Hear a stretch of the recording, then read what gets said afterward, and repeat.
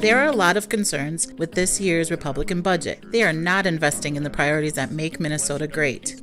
They use shifts to move money from one place to another and aren't always providing information to the public, who hold them accountable. Just over 3 weeks left in this session and a lot of work undone.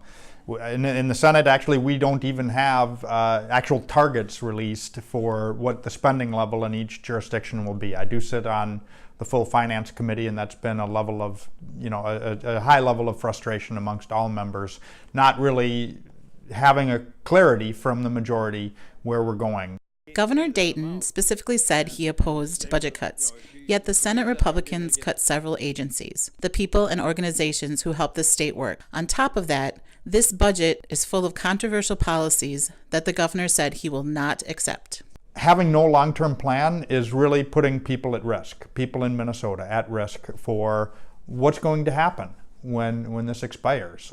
Couple that with an expiration of the provider tax and zero discussion over how we're going to keep the promises that we've collectively made to the people of Minnesota really troubles me. And that's the job of the legislature, coming down here and working for months and getting almost nothing is really not in keeping with what the people of Minnesota expect and frankly deserve.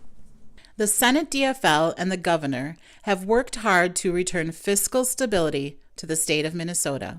We turned a decade of deficits into repeated surpluses and replenished our budget reserves to record levels to help protect Minnesota from future economic downturns.